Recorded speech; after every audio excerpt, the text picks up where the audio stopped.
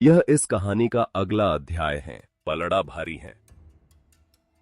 तो फिर चलो लड़ते हैं। मनोज ऊपर उछला, आसमान में प्रकट हुआ और नीचे की ओर जोर से लात मारी। अंतरिक्ष धंस गया और शक्तिशाली दिव्य शक्ति लगातार नीचे की ओर दबाव बनाने लगी। दक्ष ने एक तलवार ऊर्जा के प्रहार से इसका जवाब दिया।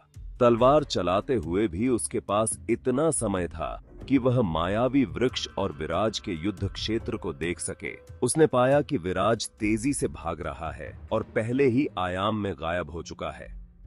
विराज का वह कुतुबनुमा और उसकी साधना की अंतर्दृष्टि दक्ष की राय में मनोज की तुलना में कहीं अधिक कीमती थी। चलो तो फिर। दक्ष ने नाव से परिणीता और नागा को उठाकर डोमेन में सुरक्षित कर दिया।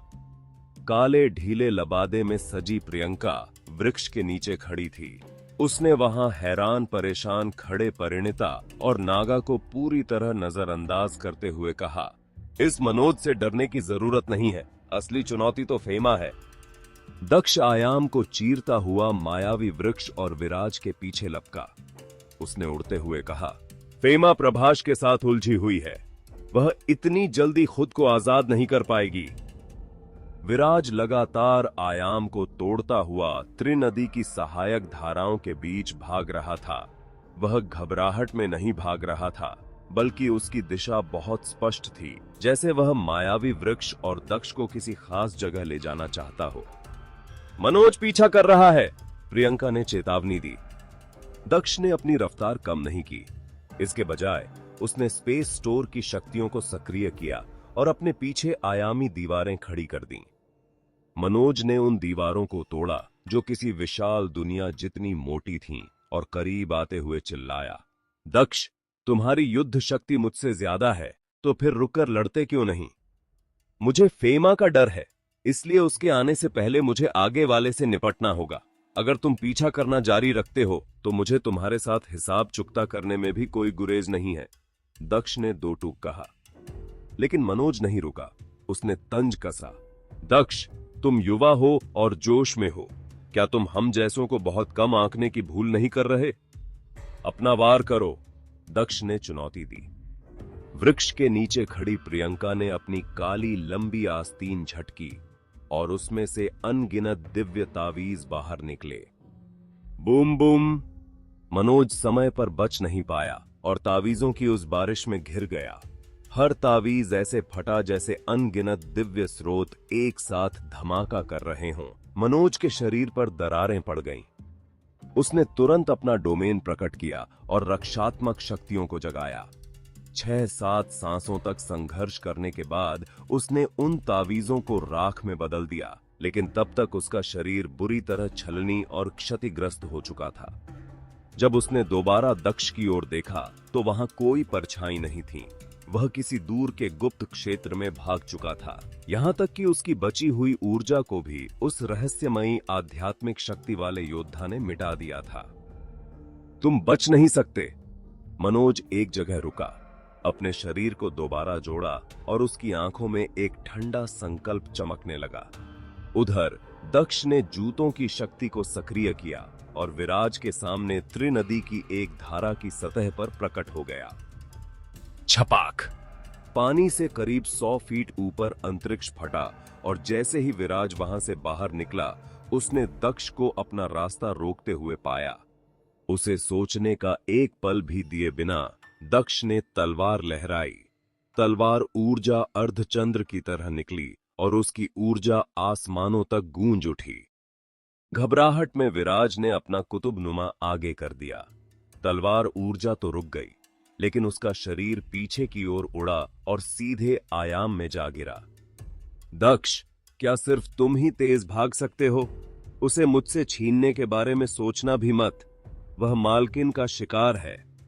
मायावी वृक्ष ने पीछे से हमला किया। उसका घंटा पूरी ताकत से विराज से टकराया, जिससे वह आयाम से बाहर निकलकर सीधे त्रिनदी की धारा में जा गिरा। विराज की स्थिति मनोज से अलग थी।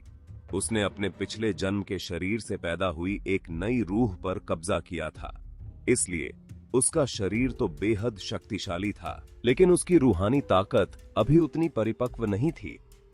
जब वह घंटे से टकराया तो उसके शरीर ने वार तो झेल लिया, लेकिन ऊपर से कोई बड़ी चोट दिखाई नहीं दी। दक्ष ने सपाट लहजे में कहा, अगर मैं न होता तो वह अब तक भाग चुका होता। इसके अलावा परिणीता और नागा शायद दुश्मनों के हाथ लग चुके होते। इतनी बड़ी चूक के बाद तुम्हें यह सोचना चाहिए कि तुम त्रिशा को क्या जवाब दोगी। इतना कहकर दक्ष ने तलवार वापस रखी और सीधे त्रिनदी की उस सहायक धारा में कूद गया। वहां उसने विराज के साथ आमने सामने की शारीरिक लड़ाई शुरू कर दी। Boom boom! त्रिनदी की वह धारा उस प्रहार से फटने लगी और आसपास का अंतरिक्ष टूटकर बिखर गया। दक्ष ने अपने हाथों में दस्ताने पहने थे। उसने दस्तानों की शक्तियों को एक साथ सक्रिय किया। उसका सिर्फ एक मुक्का विराज के सिर पर लगा और उसका सिर किसी फूटे हुए कद्दू की तरह फट गया, जिससे लगातार सड़ा हुआ खून बहने लगा। मुक्के से निकली बिजली की लहरें शरीर को पार करती हुई विराज की रूह तक जा पहुंची और उसे गहरा जख्म दिया। यह तो वाकई बहुत सख्त जान है। दक्ष को थोड़ी निराशा हुई कि उसके इतने शक्तिशाली मुक्के के बावजूद विराज का सिर पूरी तरह से उड़ नहीं गया। उसने विराज को अपने प्रभाव में दबा दिया और उसके कुतुबनुमा को छीनकर हाथ में लेकर उसकी जांच करने लगा। बूम! तभी अचानक विराज का पूरा शरीर जलने लगा। उसने एक निषिद्ध तकनीक का इस्तेमाल किया, जिससे उसकी युद्ध शक्ति पल भर में दोगुनी हो गई। वह प्रभाव को तोड़ता हुआ बाहर निकला और त्रिनदी के बहाव की उल्टी दिशा में भागने लगा। रूहानी रूप से इतना घायल होने के बाद भी यह इतना शक्तिशाली है। जैसे ही दक्ष उसका पीछा करने के लिए आगे बढ़ा, उसने देखा कि अंतरिक्ष से किसी तारे जितनी विशाल एक मीनार नीचे उतरी और उसने विराज को अपने नीचे दबा लिया। बूम! वह मीनार तेजी से छोटी होने लगी। इसी बीच दक्ष ने तुरंत उस कुतुबनुमा को सील किया और छिपा दिया। प्रणाम मालकिन! मायावी वृक्ष ने भी फुर्ती से झुककर प्रणाम किया। त्रिशा उस लाल रंग की मीनार के शिखर पर खड़ी थी। उसके सफेद वस्त्रों पर धूल का एक कण तक नहीं था। उसने अपनी उंगलियों से हवा में एक इशारा किया। तुरंत ही उसके पीछे मौजूद मृत्यु द्वार से मांस के कई लोथड़े बाहर निकलकर दक्ष के सामने गिरे। दक्ष ने उसकी ओर देखा। वहां कलंधर का कटा हुआ सिर और सिमरन कवाड़ा का पंजा पड़ा था।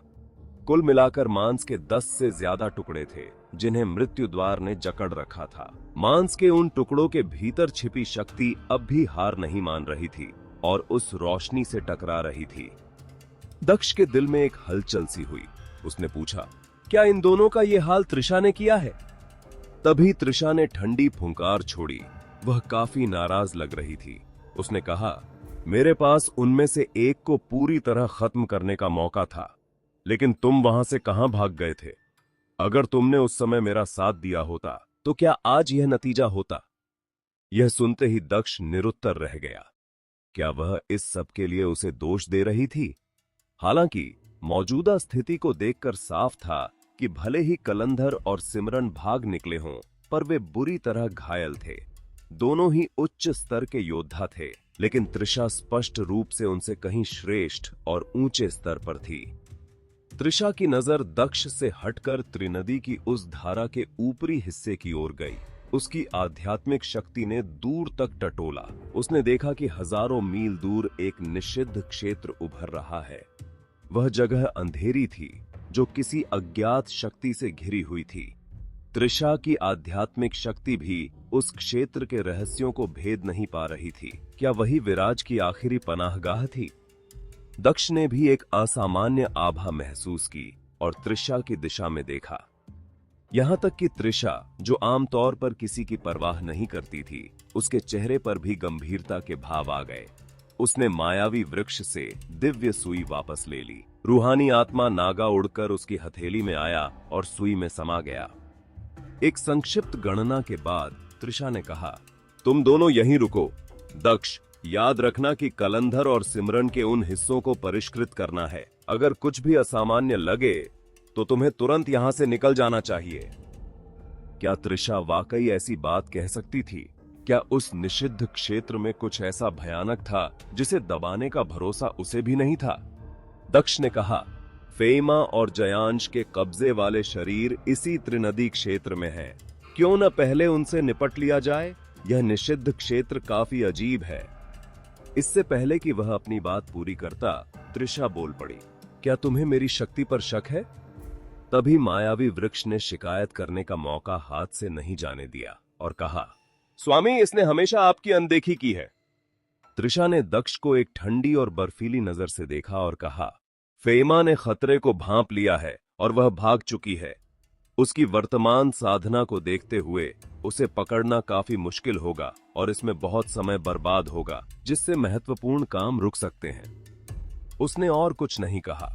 वह लाल मीनार से नीचे उतरी और अकेले ही उस निषिद्ध क्षेत्र की ओर चल पड़ी। वह न तो जल्दबाजी में थी और न ही बहुत धीरे। हालांकि कुछ ही कदम चलने के बाद वह दक्ष और मायावी वृक्ष की नजरों से ओझल हो गई। फेमा से निपटना महत्वपूर्ण नहीं समझा गया? दक्ष ने धीरे से बुदबुदाया। मायावी वृक्ष ने दक्ष को गुस्से में घूरते हुए कहा, यह सब तुम्हारी गलती है। स्वामी पहले से ही नाराज हैं। बस उनके इस निषिद्ध क्षेत्र को शांत करने का इंतजार करो, फिर देखना वह तुमसे कैसे निपटती हैं। क्या यह निषिद्ध क्षेत्र है?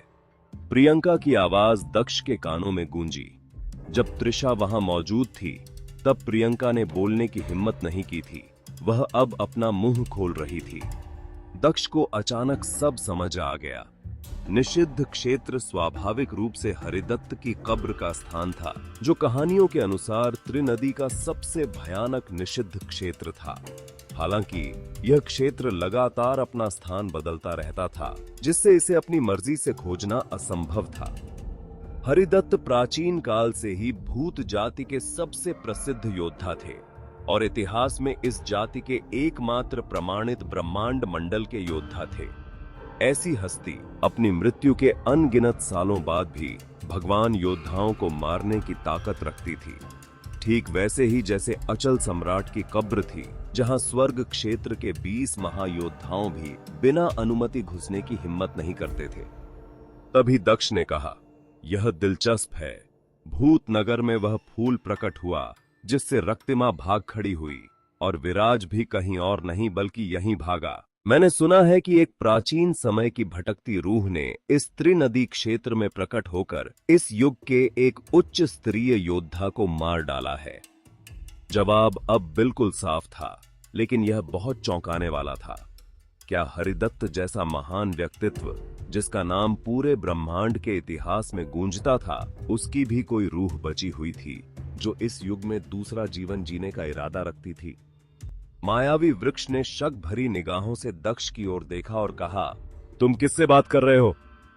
दक्ष ने पलटकर एक मुस्कान दी और जमीन पर पड़े कलंधर और सिमरन को परिष्कृत करने की प्रक्रिया शुरू कर दी। एक नरक क्षेत्र के 20 महायोद्धाओं में से एक था और दूसरा स्वर्ग क्षेत्र का।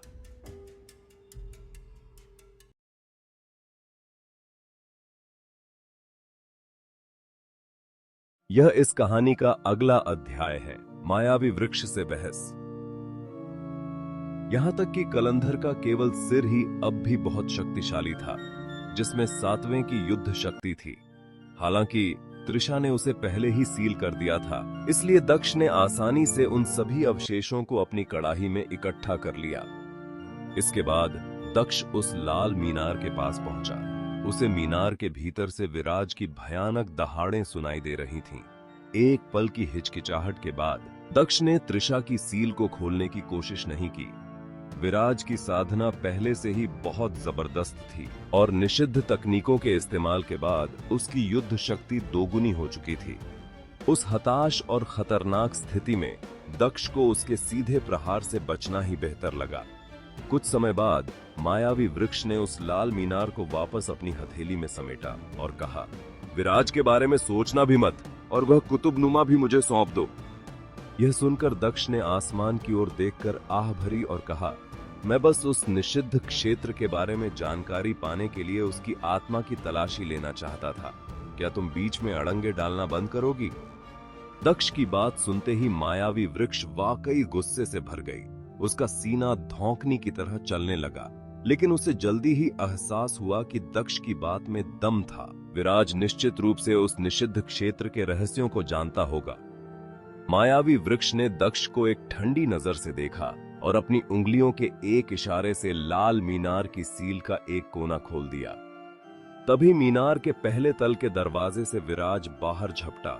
उसके भीतर खूब धधक रहा था, जिससे 10 फीट ऊंची हरी लपटें निकल रही थीं। उसने अपने नुकीले नाखूनों से मायावी वृक्ष पर हमला किया। मायावी वृक्ष ने अपनी उंगली से उसके पंजों पर प्रहार किया। वूश! तभी विराज के माथे के बीच से एक सुनहरी रोशनी निकली और उसके साथ तलवार ऊर्जा का विस्फोट हुआ। मायावी वृक्ष ने तुरंत बचाव के लिए अपनी घंटी उठाई और चिल्लाई, दक्ष, तुम वहां खड़े क्या देख रहे हो? जल्दी करो और इसे दबाने में मेरी मदद करो। इसकी आत्मा की तलाशी लो। जब तुम्हारी मालकिन ने इसे पहले ही दबा दिया था तो तुमने इसे वापस बाहर क्यों निकाला? दक्ष ने माथे पर बल डालते हुए कहा। आत्मा की तलाशी के लिए, मायावी वृक्ष चिल्लाई। यह सुनकर दक्ष ने बड़े ही शांत भाव से कहा, क्या तुम्हें लगता है कि त्रिशा वह नहीं सोच सकती जो हम सोच रहे हैं? निषिद्ध क्षेत्र की ओर जाने से पहले उसने निश्चित रूप से इसकी आत्मा की तलाशी ले ली होगी। तुमने यह बात पहले क्यों नहीं बताई? मैं जानती हूं तुमने यह सब जानबूझकर किया है। दक्ष, तुम मुझे बहुत गुस्सा दिलाते हो। बस तुम रुकना, एक दिन मैं। मायावी वृक्ष ने जल्दी से अपनी दिव्य ऊर्जा छोड़ी और त्रिशा द्वारा छोड़ी गई सील की शक्ति को सक्रिय कर विराज को वापस मीनार के भीतर धकेल दिया। लाल मीनार की रोशनी जैसे ही मध्यम हुई, वह उड़कर सीधे दक्ष के हाथ में जा गिरी। मायावी वृक्ष के साथ पहले कभी ऐसी ठिठोली नहीं हुई थी। उसने रूखे स्वर में कहा, वह लाल मीनार मुझे वापस दो। जिस पर दक्ष ने सिर हिलाते हुए मीनार का निरीक्षण किया और कहा, तुमने अभी विराज को लगभग भगा ही दिया था। अब मैं इस मीनार के मामले में तुम पर भरोसा नहीं कर सकता। तुम इसे वापस दे रहे हो या नहीं? मायावी वृक्ष ने अपना दायां हाथ फैलाया। उसकी हथेली में मगफा था। घंटा तेजी से घूमने लगा और उससे गहरे नाद गूंजने लगे। दक्ष ने बिना किसी घबराहट के मीनार को अपनी आस्तीन में रख लिया और उसकी ओर देखकर कहा, नहीं। इससे पहले कि मायावी वृक्ष कोई कदम उठाती, दक्ष ने बात आगे बढ़ाई। अगर तुम त्रिशा की मदद से विराज को एक दिव्य गोलियां में परिष्कृत करने में मदद कर सकती हो तो मुझे यह तुम्हें देने में कोई आपत्ति नहीं होगी। लेकिन अगर तुम नहीं कर सकती तो जब त्रिशा तुम पर इल्जाम लगाएगी तब मेरे पास भीख मांगने मत आना। यह सुनते ही मायावी वृक्ष गुस्से के मारे दांत पीसने लगी, लेकिन वह इस चिढ़ाने वाले शख्स का कुछ बिगाड़ नहीं पा रही थी।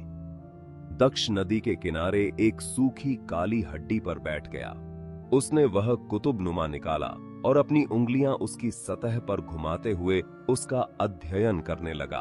कुतुबनुमा कभी टिमटिमाता, कभी उसमें काले सफेद मछली के प्रतीक दिखाई देते, तो कभी 8 चमकते हुए द्वार प्रकट होते जिनके भीतर प्राचीन लिपि तैर रही थी। वहीं मायावी वृक्ष का मन अशांत था। वह उसके पीछे इधर उधर टहल रही थी। उसने कहा, बहुत समय बीत गया है, न जाने निषिद्ध क्षेत्र में क्या स्थिति होगी। दक्ष, हमें वहां जाकर जांच करनी चाहिए, शायद हम कुछ मदद कर सकें। नहीं, दक्ष ने सपाट स्वर में कहा। यह सुनते ही मायावी वृक्ष चिढ़कर बोली, तुम्हारी मालकिन तुम्हें कितना सम्मान देती है। तुम्हारे प्रति उनकी उदारता और सहनशीलता किसी भी अन्य साधक के लिए अकल्पनीय है। तुम इतने बेपरवाह कैसे हो सकते हो? अगर तुम जाना चाहती हो तो खुद चली जाओ, दक्ष ने बिना मुड़े जवाब दिया। मायावी वृक्ष ने अपना मुक्का उठाया और दक्ष के सिर के पीछे प्रहार करने का नाटक किया। फिर अंततः अपनी आस्तीन झटकते हुए कहा, ठीक है, मैं ही जाती हूं, तुम बस यहीं इंतजार करो। दक्ष ने अपनी नजरें घुमाई और मायावी वृक्ष को नदी के बहाव की दिशा में ओझल होते देखा। उसने धीरे से अपना सिर हिलाया। वह सचमुच एक वृक्ष ही थी। उसका दिमाग लकड़ी जैसा था। कुछ देर और अध्ययन करने के बाद दक्ष की आंखों में एक सतर्कता आई और उसने सामने त्रिनदी की चौड़ी सतह की ओर देखा। सड़े हुए शवों से भरे मटमैले पानी पर प्रकाश के अनगिनत कण दिखाई देने लगे। ये कण कमल के बीजों की तरह थे, जिनसे तेजी से पंखुड़ियां निकलीं और अंधेरे प्रकाश के घेरे छोड़ने लगे। जल्द ही त्रिनदी की इस सहायक धारा के दोनों किनारों पर पुष्प खिल गए, जो जीवंत और सुंदर थे। नदी के निचले हिस्से से सफेद वस्त्रों और सफेद बालों वाली हंसिका प्रकट हुई। उसकी त्वचा मिट्टी जैसी सफेद और बेचैन करने वाली थी। उसके सफेद कपड़ों के नीचे मछली के शल्कों जैसा भीतरी कवच चमक रहा था। उसने कहा, दक्ष, तुम यहां क्या कर रहे हो? दक्ष ने कुतुबनुमा छिपाया और कहा, क्या जीवाण ने तुम्हें नहीं बताया? जीवाण? क्या वह भी यहां है? हंसिका की आंखों में उलझन साफ दिखाई दी, जिस पर दक्ष ने कहा, तो तुम लोग साथ नहीं हो। अगर और कोई काम नहीं है तो बेहतर होगा कि तुम यहां से जल्दी निकल जाओ। यहां बहुत खतरा है। जहां तक पुरानी बातों का सवाल है, चूंकि तुमने उन कपड़ों से मेरा कर्ज चुका दिया है, इसलिए मैं उन्हें तुम्हारे खिलाफ इस्तेमाल नहीं करूंगा। वर्तमान में तलवार दुनिया और नरक क्षेत्र के बीच तनाव कम हो रहा था, और दक्ष फिलहाल जीवाण और हंसिका जैसे लोगों से पुराने हिसाब चुकता नहीं करना चाहता था। लेकिन दक्ष की बातें सुनकर हंसिका के शरीर से हड्डियों को जमा देने वाली ठंडक निकली, जिसने हजारों मील तक फैली नदी को बर्फ बना दिया। उसने कहा, मुझे लगता है कि बेहतर होगा कि तुम वह सफेद लबादा मुझे वापस कर दो। वह सफेद लबादा एक अद्भुत रक्षात्मक हथियार था, जिसकी कीमत किसी सर्वोच्च हथियार से भी अधिक थी। और इससे भी महत्वपूर्ण बात यह थी कि वह हंसिका की गरिमा और सम्मान का प्रतीक था। दक्ष ने हंसिका को ऊपर से नीचे तक देखा और सोचा कि उसमें उसे उकसाने की हिम्मत कहां से आई। वह तो अभी अपनी साधना के शिखर तक भी नहीं पहुंची थी, फिर वह इतनी अहंकारी क्यों थी? वह मैंने किसी को दे दिया है। निवेदिता, जो छाया में रहती है, तुम उससे मिल चुकी हो। फिर दक्ष ने फिर चेतावनी देते हुए आगे बोला, मैं फिलहाल नरक क्षेत्र के योद्धाओं को मारना नहीं चाहता। पुरानी कड़वाहट को किनारे रखकर भविष्य में युद्ध के मैदान में निपटा जा सकता है। तुम जल्दी चली जाओ, वरना देर हुई तो मैं अपना इरादा बदल सकता हूं। कितनी बड़ी बड़ी बातें! क्या तुम्हें लगता है कि तुम जब चाहो नरक क्षेत्र के योद्धाओं को मार सकते हो? आसमान के पार से एक भारी और शक्तिशाली आवाज गूंजी। वर्धन आयाम से बाहर निकला। उसके आसपास का अंतरिक्ष पानी के पर्दे जैसा था। उसके पैरों के नीचे एक अंधेरी नदी बह रही थी, और उसका पूरा शरीर एक ऐसे दबदबे से भरा था जो पूरी दुनिया को तुच्छ समझता था। दक्ष आने वाले की पहचान जानता था। वह काल द्वीप की शक्तिशाली हस्ती थी, जो 8वें मंडल में प्रवेश कर चुकी थी। दक्ष अविचलित रहा और बोला, तो तुम्हारे पीछे कोई खड़ा है। कोई आश्चर्य नहीं कि तुम इतनी आश्वस्त हो। मुझे बताओ, यहां असल में हुआ क्या है? तुम अभी किससे लड़ रहे थे? हंसिका ने पूछा। हंसिका और वर्धन ने उच्च स्तर की लड़ाई की हलचल महसूस की थी। यही वजह थी कि वे तेजी से यहां पहुंचे थे। अगर तुम इतने अहंकार भरे लहजे में पूछोगी, तो मेरे पास कोई टिप्पणी नहीं के अलावा और कुछ नहीं है, दक्ष ने सपाट स्वर में कहा। तो फिर मैं अपनी ताकत का इस्तेमाल करके पूछूंगा। वर्धन ने अपनी बाहें फैलाईं। उसकी आंखों से चकाचौंध कर देने वाली रोशनी निकली, और उसके पीछे एक विशाल छाया नदी प्रकट हो गई। बूम! वह नदी हवा के बीच से नीचे की ओर उमड़ पड़ी। उसके बहने की आवाज बिजली की कड़क जैसी थी। पूरी ताकत के साथ दक्ष की ओर बढ़ी। दक्ष ने अपने दोनों हाथ उठाए और एक मुक्का मारा। उसके शरीर के भीतर से भी अनगिनत आकृतियां बाहर निकलीं और फिर एक दूसरे पर छा गईं। उन सब की पूरी शक्ति एक ही मुक्के में समा गई। कड़क! उस मुक्के के प्रहार से छाया नदी का वेग बीच में ही रुक गया और पानी के पर्दे की तरह फटने लगा। वर्धन की आंखों में हैरानी की लहर दौड़ गई। उसने कभी नहीं सोचा था कि दक्ष का एक साधारण सा दिखने वाला मुक्का उसके हमलों को चुनौती दे पाएगा। हंसिका ने यह देखते ही अपना बर्फ का हथियार कसकर पकड़ लिया। उसे एहसास हुआ कि दक्ष अब वह पुराना योद्धा नहीं रहा जिसे डराया जा सके। उसकी हर हरकत में अब गंभीरता और गहराई थी। वर्धन ने दांत पीसते हुए कहा, प्रभावशाली, लेकिन यह तो बस शुरुआत थी। देखते हैं तुम इसे कितना सह पाते हो। आसपास का अंतरिक्ष फिर से कांपने लगा और छाया नदी का पानी अब काले धुएं में बदलने लगा, जो दक्ष को चारों तरफ से घेरने के लिए आगे बढ़ा।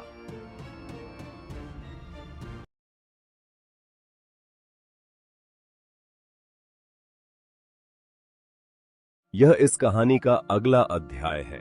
हरिदत्त और सम्राट कनिष्क की तैयारी। दस्ताने से एक ऐसी दहाड़ निकली जिसने धरती को हिला दिया।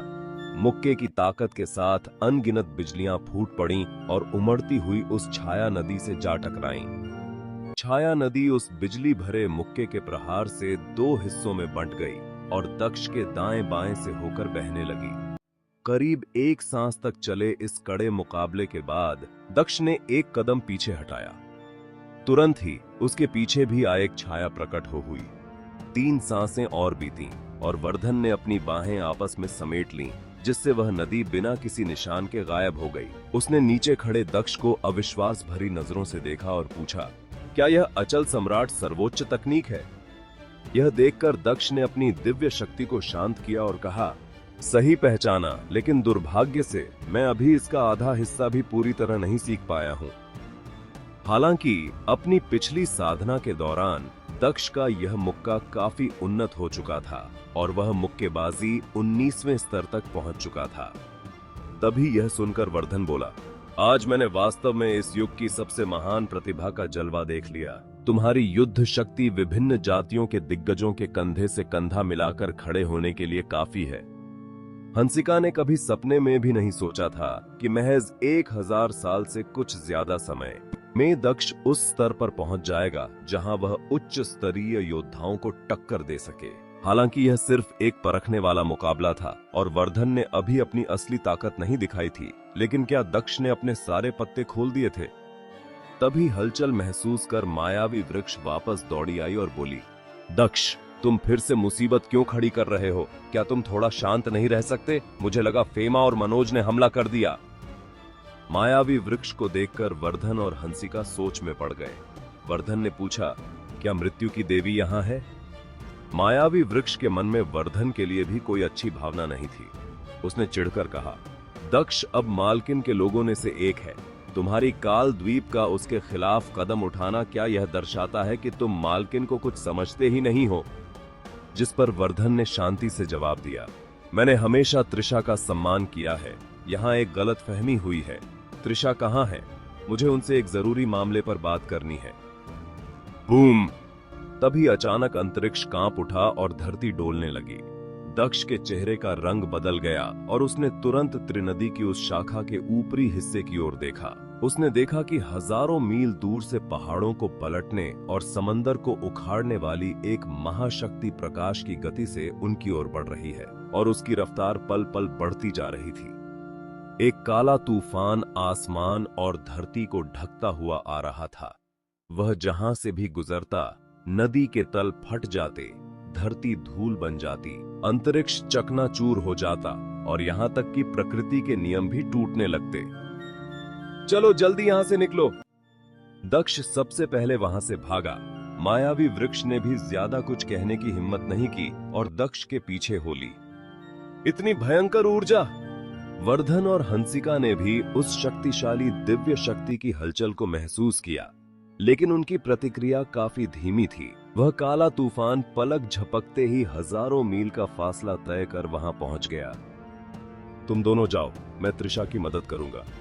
वर्धन को उस तूफान के भीतर त्रिशा की आभा महसूस हुई। ऐसा लग रहा था कि त्रिशा किसी चीज का पीछा कर रही है। वर्धन ने अपनी बाहें उठाईं। लड़ो! वर्धन ने एक लंबी दहाड़ मारी और पीछे हटने के बजाय उस तूफान से जा टकराया। दूर भाग चुके दक्ष ने हैरानी से पूछा, क्या यह हमेशा इतना बहादुर रहता है? क्या इसमें त्रिशा के स्तर के संघर्षों में पड़ने की हिम्मत है? हंसिका को ये बातें कानों में चुभती हुई लगीं और उसने कहा, कम से कम वर्धन में लड़ने की हिम्मत तो है और उनका संकल्प अडिग है। कुछ लोगों की तरह नहीं, जो बड़ी ताकत होने के बावजूद सिर्फ भागना जानते हैं। अगर हम अब भी सेनाओं की तरह एकजुट हो जाते तो निश्चित रूप से उसे रोक सकते थे। क्या तुम्हें पता भी है कि उस तूफान के भीतर कौन है? दक्ष ने पूछा। जिस पर उनके पीछे भाग रही हंसिका बोली, इससे कोई फर्क नहीं पड़ता कि वह कौन है। यह तुम्हारे डर का कोई बहाना नहीं है। यह देखकर कि तूफान उनका पीछा नहीं कर रहा है, दक्ष रुक गया। उसने अपने हाथ फैलाए और उसके सामने दर्पण हवा में उड़ने लगा। उस दर्पण पर काला धुआं फैला हुआ था। धीरे धीरे वह धुआं परत दर परत हटने लगा और एक अनोखी आकृति का ताबूत दिखाई दिया। वह ताबूत चौकोर नहीं बल्कि बेलनाकार था, जिसके दोनों सिरों पर खोपड़ियां बनी थीं और अनगिनत जंजीरें उससे लिपटी हुई थीं।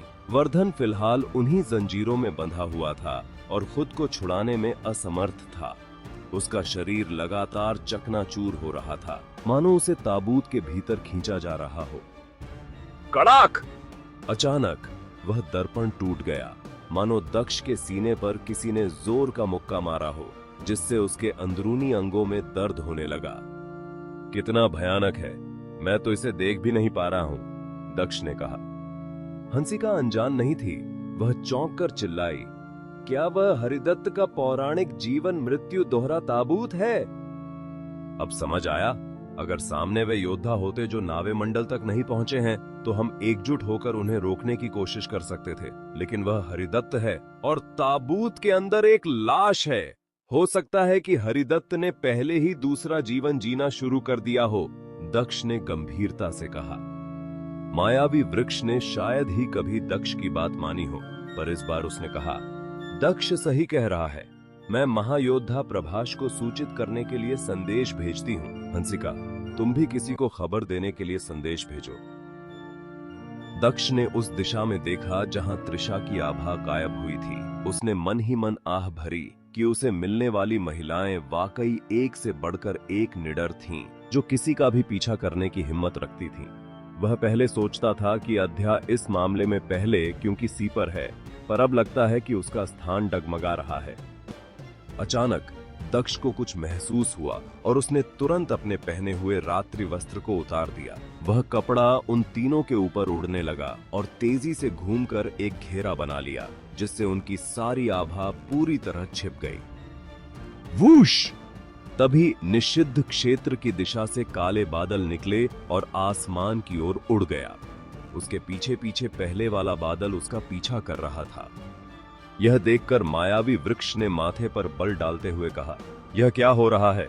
क्या वह आगे वाली आभा सर्वोच्च स्तंभ रक्तिमा की है और पीछे पीछा करने वाला जोरावर होना चाहिए? वे निषिद्ध क्षेत्र में क्या कर रहे हैं? तुम मुझसे पूछ रही हो, मुझे कैसे पता होगा? दक्ष ने कहा, जल्दी पीछा करो। रक्तिमा तुम्हारी मालकिन की अमानत है, उसे भागने मत देना। यह सुनकर मायावी वृक्ष ने सिर हिलाया और कहा, चलो पहले पीछा करते हैं। जब मालकिन हरिदत्त के उस ताबूत को काबू में कर लेगी, तब हम उन्हें संदेश भेज देंगे। हम नहीं बल्कि तुम, दक्ष ने सुधार किया। जिस पर मायावी वृक्ष बोली, दक्ष, क्या तुम सच में इतने डरपोक और मुसीबत से भागने वाले हो? सिर्फ उनका पीछा ही तो करना है। जब तक हम काफी दूरी बनाए रखेंगे, अगर वे हमें देख भी लें तब भी हम भाग सकते हैं। क्या तुम जान बचाकर भागने में सबसे माहिर नहीं हो? यह सुनते हुए दक्ष ने न में सिर हिलाया और गंभीरता से कहा, मेरे पास एक बहुत जरूरी काम है जो मुझे अभी इसी वक्त करना है। तुम और ये जाकर जल्दी पीछा करो। अगर देर हुई तो तुम उन्हें पकड़ नहीं पाओगी। चटाख! अंतरिक्ष फटा और एक अकोटबाज जैसे जीव का विशाल शरीर आयाम से बाहर निकला। दक्ष ने मायावी वृक्ष की बर्फीली निगाहों को नजरअंदाज किया और उसे जाने का इशारा किया। तुम बस रुको, मालकिन तुमसे निपटेंगी। मायावी वृक्ष जानती थी कि वह अब और इंतजार नहीं कर सकती। वह उस अकोटबाज की पीठ पर सवार हुई और उस दिशा में निकल गई जहां रक्तिमा और गए थे। जब हंसिका को एहसास हुआ कि अब सिर्फ वह और दक्ष ही बचे हैं, तो उसे खतरे का एहसास हुआ और वह तुरंत सफेद रोशनी में बदलकर दूर भाग गई।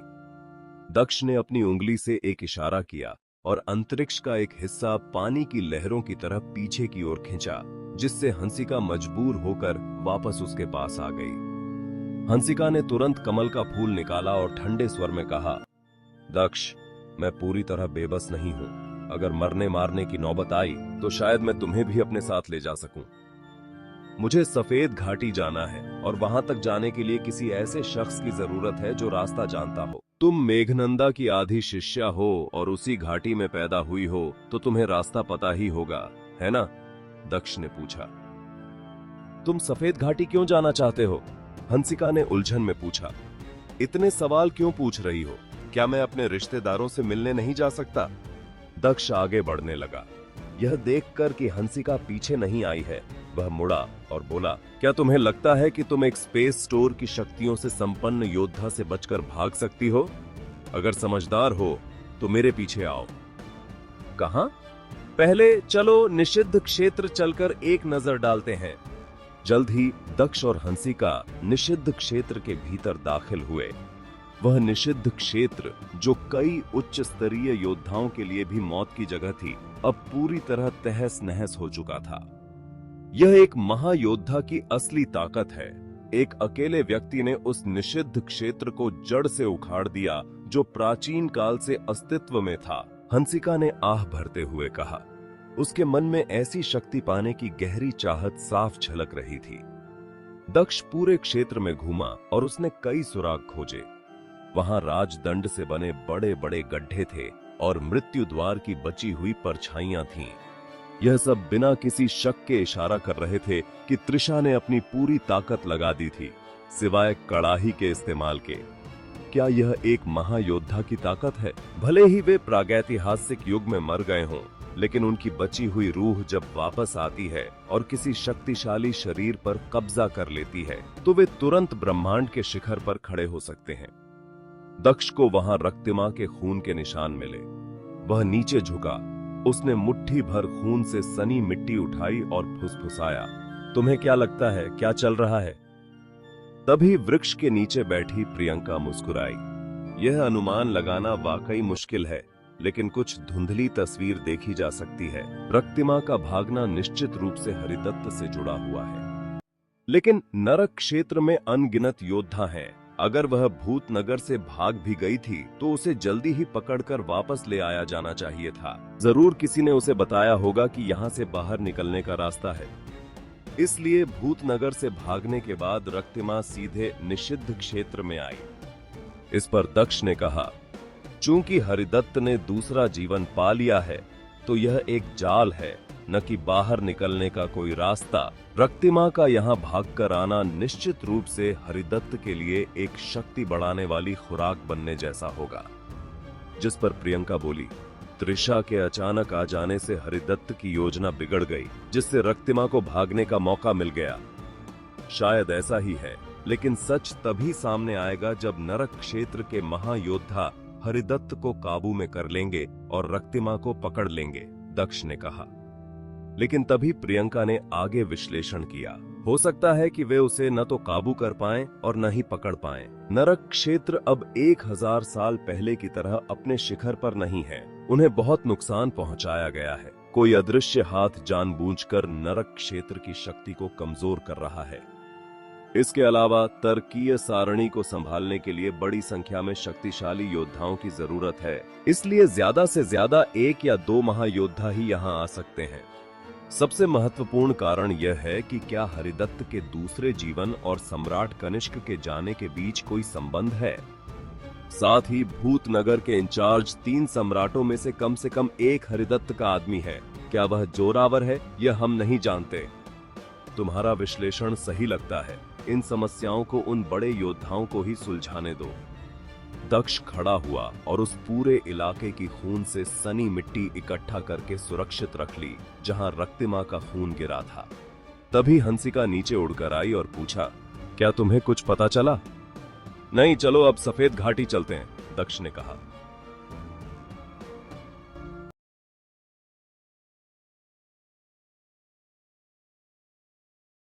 यह इस कहानी का अगला अध्याय है, काल द्वीप की यात्रा। काल द्वीप में घुसना आसान है, लेकिन सफेद घाटी में प्रवेश करना कठिन है। काल द्वीप जाति के सभी लोगों ने यह कहावत सुनी थी। वैसे काल द्वीप में घुसना भी कोई बच्चों का खेल नहीं था, और सच तो यह था कि किसी को कोशिश भी नहीं करनी चाहिए थी। जिन्होंने कोशिश की वे मारे गए। हालांकि सफेद घाटी की साख और खौफ इतना था कि उसकी प्रतिष्ठा काल द्वीप से भी बढ़कर थी। यह मृत आत्माओं के लिए अघोरवान या राक्षसों के लिए राहु पर्वत जैसा था, और यह सब सिर्फ एक ही इंसान की वजह से था, मेघनंदा। भले ही वह सभी की नजरों से सैकड़ों लाखों सालों से गायब थी और उसकी उम्र का हिसाब लगाया जाए तो उसे अब तक मर जाना चाहिए था, फिर भी उसका दबदबा आज भी वहां महसूस किया जा सकता था। आज भले ही विराक्ष को कालद्वीप का सबसे शक्तिशाली साधक माना जाता हो, लेकिन अपने शिखर के समय में मेघनंदा की तुलना में कालद्वीप और पूरे नरक क्षेत्र पर उसका प्रभाव कम से कम 2 स्तर नीचे था। जब मेघनंदा जीवित थी, वह नरक क्षेत्र की सबसे ताकतवर योद्धा थी। उस समय सम्राट कनिष्क और वसुंधरा ने उच्च टी में कदम भी नहीं रखा था। मयंक अंधेरे से बाहर निकलने की हिम्मत नहीं करता था और प्रभाष तलवारबाजी सीखने के लिए झुंझुनू क्षेत्र में छिपा रहता था। वह महायोद्धा का दौर था, वह अचल युग था। मेघनंदा और मास्टर नील का समय था। उस दौर के लगभग सभी लोग मर चुके थे और उसके बाद ही नए आने वालों को ब्रह्मांड की सत्ता संभालने और तूफान खड़ा करने का मौका मिला। वह विशाल दुनिया जहां सफेद घाटी स्थित थी, वैसी बिल्कुल नहीं थी जैसी दक्ष ने कल्पना की थी। यह कालद्वीप के शासन वाली अन्य अंधेरी दुनियाओं से पूरी तरह अलग थी। पूरी दुनिया की काली धुंध से ढकी हुई नहीं थी, इसके बजाय यह जीवन की ऊर्जा से भरपूर थी। आसमान में राख जैसी मृत्यु ऊर्जा नहीं थी, बल्कि वह साफ और बादलों से रहित था। समंदर नीले थे और नदियां पारदर्शी। दक्ष और हंसिका एक सूखी, सख्त मिट्टी की सड़क पर चल रहे थे। यहाँ हरे भरे पेड़ छाया दे रहे थे, जो चीड़ और सरू के पेड़ों से ढके थे।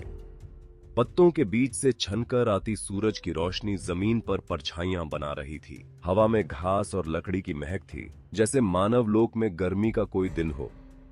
हंसिका ने कहा, मुझे दोष मत देना कि मैंने तुम्हें चेतावनी नहीं दी। तुम्हारा और सफेद घाटी का रिश्ता तो है, लेकिन दुश्मनी भी बहुत गहरी है। इसकी बहुत कम उम्मीद है कि यहाँ कोई तुम्हारा स्वागत करेगा। अगर वे तुम्हें मारने की कोशिश करते हैं, तो मेरा उससे कोई लेना देना नहीं होगा। कुछ ही समय बाद उन्होंने एक झरने के ऊपर बने लटकते पुल को पार किया और सफेद घाटी के बाहर पहुंच गए, जहां 2 सेनापतियों ने हंसिका को सम्मान के साथ झुकते हुए आगे जाने दिया। दक्ष ने आगे देखा। पेड़ों की ओट से उसे धुएं की लकीरें दिखाई दीं और जलती हुई अगरबत्तियों और मोमबत्तियों की एक अनोखी खुशबू आने लगी। चक्की के पाट जितने मोटे एक प्राचीन चीड़ के पेड़ के नीचे एक धूपदानी रखी थी, जिसमें मोमबत्तियां और बांस की अगरबत्तियां सुलग रही थीं। थोड़ा और आगे पत्थर की सीढ़ियां थीं, जो करीब 5 फुट चौड़ी थीं। सीढ़ियों के ऊपर एक मंदिर था, जिसकी दीवारें लाल रंग की थीं। मंदिर के दरवाजे के सामने एक काले पत्थर के शिलालेख पर 3 प्राचीन अक्षर साफ खुदे हुए थे, सफेद घाटी। दुनिया में कई भव्य और शानदार होते हैं। राहु पर्वत और अघोरवान तो और भी अद्भुत थे, जो एक विशाल दुनिया से कहीं बड़े थे और उनकी चमक ब्रह्मांड की गहराइयों से भी देखी जा सकती थी। उनकी तुलना में सफेद घाटी बहुत साधारण लग रही थी। फिर भी इसकी सादगी के भीतर एक अजीब सा एहसास था। तर्क के हिसाब से कालद्वीप के जो साधक शांति का पालन करते थे, उन्हें अधर्मी होना चाहिए था। लेकिन रास्ते में दक्ष ने कई ऐसे लोग देखे, जिनमें से ज्यादातर की आंखों में श्रद्धा और चेहरों पर दया भाव था, जो निश्चित रूप से बनावटी नहीं लग रहा था। बेशक वहां कुछ ऐसे साधक भी थे जिनसे भयानक आभा निकल रही थी, और उनकी आभा गहरी और दबदबे वाली थी। सफेद घाटी में ये दोनों ही प्रकार के साधक एक साथ रह सकते थे। सफेद घाटी में प्रवेश करने के लिए सबसे पहले एक अगरबत्ती जलानी होती है। हंसिका ने धूपदानी के पास रखे लकड़ी के रैक से 3 बांस की अगरबत्तियां लीं, उन्हें जलाया और धूपदानी में लगा दिया। जैसे ही धुआं ऊपर उठा, मंदिर से घंटी की 2 लंबी आवाजें गूंजीं, जो साफ आसमान में बिजली की कड़क जैसी तेज लेकिन पहाड़ी झरने की तरह गूंजती हुई थीं। दक्ष ने भी अगरबत्ती ली और उसे जला दिया। इसके तुरंत बाद मंदिर का दरवाजा खुला। पुराने मटमैले कपड़ों में एक बूढ़ा आदमी बाहर निकला, जिसके हाथ में बांस की झाड़ू थी। उसने सीढ़ियों के पहले पायदान से झाड़ू लगाना शुरू किया। Sir sir. उसकी हरकतें बहुत धीमी थीं। शायद उसे सारी सीढ़ियां झाड़ने में कई घंटे लग जाते। दक्ष ने गौर किया कि उस बूढ़े को देखते ही हंसिका के चेहरे के भाव काफी गंभीर हो गए। बिना कुछ सोचे दक्ष के पास इंतजार करने का समय नहीं था और वह आगे बढ़ गया। जल्द ही वह उस बूढ़े के पास पहुंच गया। जैसे ही उसने किनारे से निकलने की कोशिश की, बूढ़े के हाथ की झाड़ू हमेशा उसके सामने आ जाती और उसे पीछे हटने पर मजबूर कर देती। हंसिका पीछे खड़ी थी, 3 कदम की दूरी पर उसने अपनी मुट्ठियां बांधी और झुककर कहा, प्रणाम श्रेष्ठ। वह बूढ़ा लड़खड़ा रहा था, मानो उसने अब जाकर हंसिका को साफ देखा हो। उसने झाड़ू लगाना बंद किया और हंसते हुए बोला, ओह बच्ची, यह तो तुम हो। तुम इतने सालों बाद वापस आई हो, मैं तो तुम्हें पहचान ही नहीं पाया। मेरी कुत्ते जैसी याददाश्त को देखो। क्या तुम इस बार लंबे समय के लिए रुकने वाली हो? हंसिका ने एक पल के लिए सोचा, दक्ष की ओर देखा और कहा, पिछले सालों में मुझे लगा था कि उच्च स्तरीय योद्धा बनकर मैं दुनिया के सभी साधकों को तुच्छ समझ सकती हूं। 2 बार हारने के बाद मुझे एहसास हुआ कि आसमान के ऊपर भी आसमान है और लोगों से बेहतर लोग भी। इस बार मैं वास्तव में कठिन साधना के लिए खुद को अलग करने का इरादा रखती हूं। जब तक मैं शिखर तक नहीं पहुंच जाती, मैं बाहर नहीं निकलूंगी।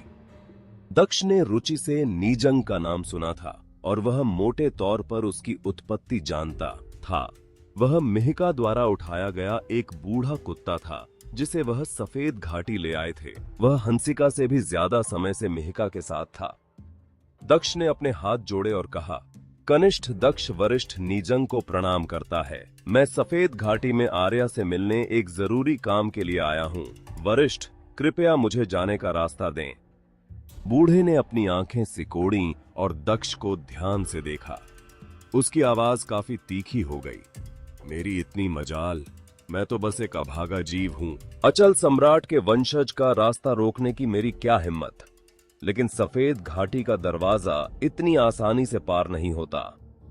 जरूरी सम्मान दिखाने के बाद दक्ष ने और कुछ नहीं कहा और सीधे पत्थर की सीढ़ियों पर चढ़ गया। इस बार बूढ़े ने उसे दोबारा नहीं रोका। जैसे ही दक्ष उस काले पत्थर के शिलालेख के पास पहुंचा जिस पर 3 अक्षर सफेद घाटी खुदे थे और उसका दायां पैर आखिरी सीढ़ी पर पड़ा, अचानक उसके सामने का नजारा पूरी तरह बदल गया। मंदिर, शिलालेख, धूपदानी, सब कुछ गायब हो गया। उसके सामने एक विशाल, असीम और घोर काली जगह थी। काली मिट्टी के नीचे अनगिनत कंकाल दबे हुए थे। नंगे पहाड़ों की चोटियों पर ठंडे कौवे मंडरा रहे थे और तीखी आवाजें निकाल रहे थे। दक्ष अविचलित रहा। वह उस अंधेरे में चला गया, पहाड़ की चोटी पर चढ़ा और नीचे के शांत, उजाड़ और असीम संसार को देखा। फिर उसने दूर क्षितिज की ओर नजर दौड़ाई। अरबों मील दूर देखने पर भी उसे उस अंधेरे का कोई छोर नजर नहीं आया। इतना विशाल संसार वास्तव में अस्तित्व में नहीं हो सकता था। दक्ष खुद से बात करता हुआ लगा, क्या यह नीजंग द्वारा बनाया गया भ्रम है? अगर तुम इस भ्रम से बाहर निकल सको तो तुम सफेद घाटी के गेट में प्रवेश कर सकते हो। बूढ़े की आवाज आसमान के पार से सुनाई दी। यह केवल एक भ्रम है, इसे तोड़ना कितना मुश्किल हो सकता है। दक्ष ने दिव्य तलवार का आह्वान किया जो अब एक हो चुकी थी और उसे धीरे धीरे अपने सिर के ऊपर उठाया।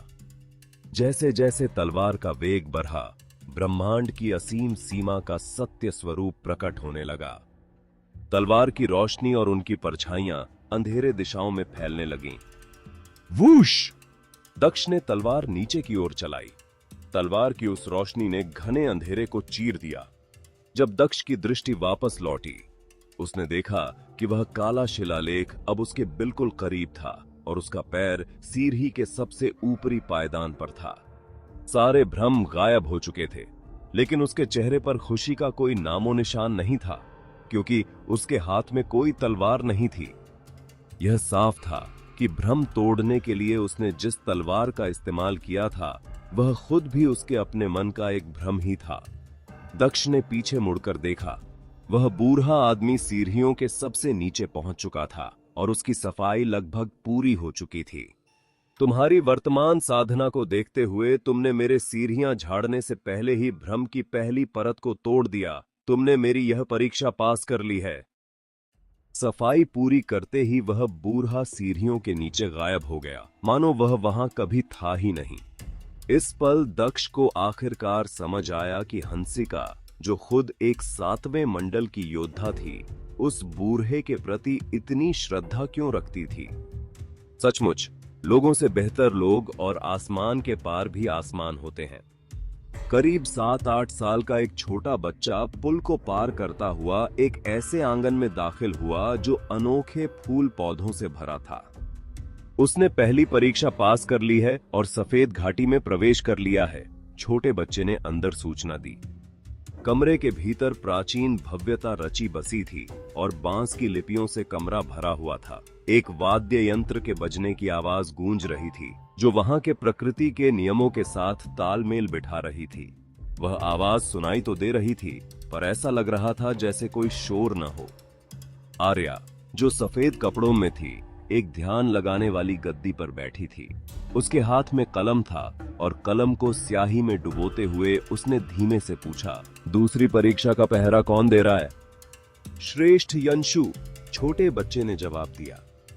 अचानक यह सुनकर आर्या की कलम रुक गई और उसके चेहरे पर एक जटिल और चिंता भरी लकीर उभर आई। उसने कहा, वे बाहर क्यों आए हैं? वे तो आमतौर पर दुनियादारी के मामलों में दखल नहीं देते। उन्होंने कहा कि वे उस मूर्ख को देखना चाहते हैं जो इतनी आसानी से मणि मोती दान कर सकता है। वे जानना चाहते हैं कि वह सच में मूर्ख है या सिर्फ नाटक कर रहा है। आर्या ने अपनी भौहें सिकोड़ी और कलम रख दी। वह खड़ी तो हुई, पर फिर से बैठ गई और आह भरते हुए बोली, जाओ और उनसे कहो कि वे अपनी मर्यादा न लांघें और दूसरों को सचमुच मूर्ख समझने की गलती न करें।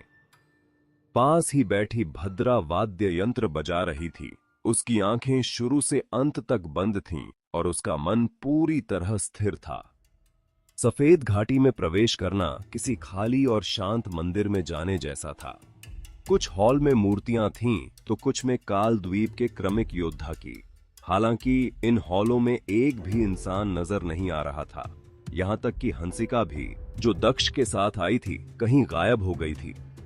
दक्ष ने आधा फुट ऊंचे दरवाजे की चौखट को लांघा और एक कक्ष में प्रवेश किया जहां काल द्वीप के योद्धाओं की मूर्तियां थीं। दोनों मूर्तियां 9-6 फुट ऊंची थीं और एक दूसरे के आमने सामने थीं। मूर्तियों को निश्चित रूप से महान कलाकारों ने बनाया था, जिनसे एक जबरदस्त प्रभाव पैदा हो रहा था। जैसे ही दक्ष हॉल के अंदर गया, मोमबत्तियों की रोशनी टिमटिमाई और दीवारों पर इंसानी आकार की बड़ी परछाइयां पड़ने लगीं। मुख्य हॉल के पीछे 2 रास्ते थे। अगर वह बाईं ओर चलता तो दीवार पर पड़ने वाली उसकी परछाई मूर्तियों की परछाई से मिल जाती। अगर वह दाईं ओर चलता तो वह दूसरी की परछाई से मिल जाती।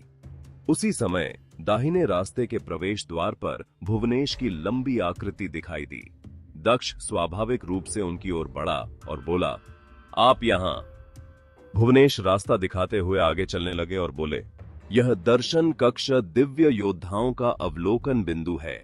यह किसी की मानवीय आत्मा को प्रकाशित कर सकता है और उसके दिल का निरीक्षण कर सकता है। यदि दिल दानव का है तो वह अधर्म के मार्ग पर चलेगा, यदि सच्चा है तो वह धर्म के मार्ग पर चलेगा। तुम्हारे लिए इसका कोई प्रभाव नहीं होना चाहिए। यह सुनकर दक्ष मुस्कुराया और बोला, क्या यह सफेद लबादा घाटी की दूसरी परीक्षा है? नहीं, भुवनेश ने कहा, चाहे कोई कैसा भी हो, सभी सफेद घाटी में प्रवेश कर सकते हैं। यहां सही या गलत, अच्छे या बुरे के बीच कोई भेद नहीं है। आप कब से सफेद घाटी में हैं? ज्यादा समय नहीं हुआ, मैं जीवाण के साथ वापस आया था, भुवनेश ने जवाब दिया। यह सुनते ही दक्ष अचानक रुक गया और बोला, क्या अग्निवेश भी सफेद घाटी में हैं?